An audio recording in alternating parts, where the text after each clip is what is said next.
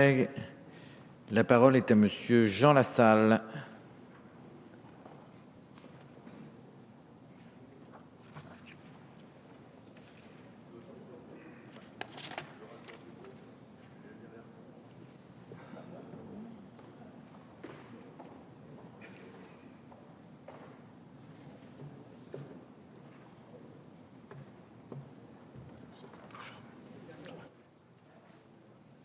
Madame la ministre,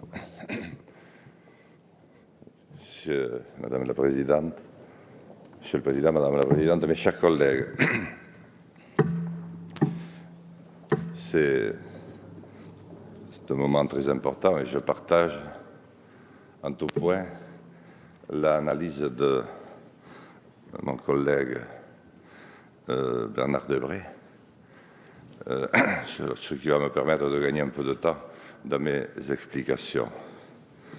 Permettez-moi tout d'abord, Madame la Ministre, et ce n'est pas orienté contre ni votre rang ni votre personne, mais de regretter que pour un tel débat, Monsieur le ministre de la Défense ne soit pas devant la représentation nationale dans un moment aussi important. Je le regrette parce que je pensais, au vu de l'action qu'il conduit depuis maintenant 4 ans, qu'il se faisait une autre idée de sa responsabilité. Je ferme la parenthèse. Je voudrais dire simplement, bien sûr, il peut apparaître pour la France plus aisé, plus commode, surtout par les temps qui courent, où nous sommes obligés de racketter les personnes âgées, de réduire les pensions, où nous n'avons pas un sous-vaillant devant nous, de continuer à participer à l'OTAN. Et plus facile, certainement. Mais moi qui siège là-haut depuis 10 ans, sans groupe, avec la possibilité de m'exprimer qui est donnée à ceux qui sont non inscrits, c'est-à-dire ceux qui sont devenus des sous-députés. Je peux vous dire que je ne veux pas me résoudre. Et j'espère que notre génération ne le fera pas, à ce que notre pays continue à devenir un sous-pays. Parce que ça, nous n'en avons pas le droit. Parce qu'il ne nous appartient pas, Madame la Ministre. Nous avons juste le droit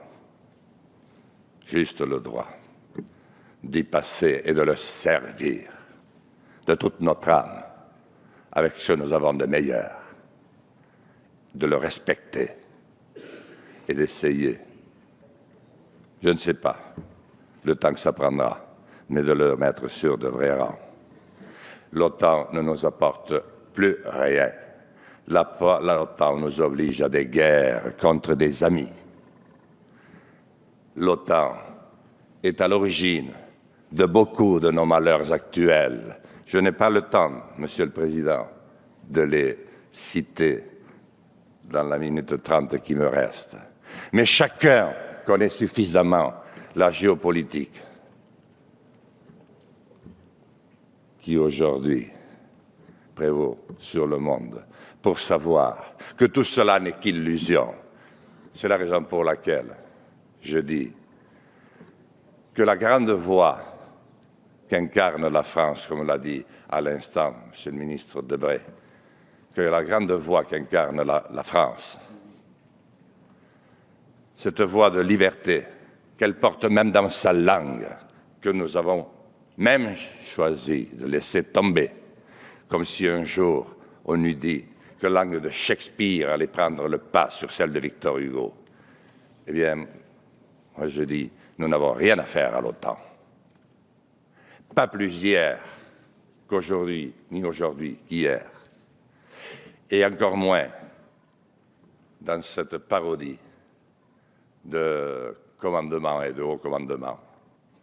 Nous savons où nous sommes arrivés depuis que malheureusement nous y sommes rentrés.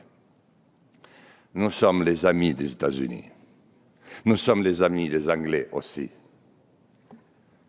Mais nous savons bien qui est-ce qui a le dernier mot depuis fort longtemps déjà, lorsqu'il s'agit de parler de l'essentiel. La France ne peut vivre qu'en étant elle-même. Et le monde, et surtout l'Europe, et l'Europe et surtout le monde, ont besoin d'une France qui puisse à nouveau parler et qui puisse à nouveau s'exprimer.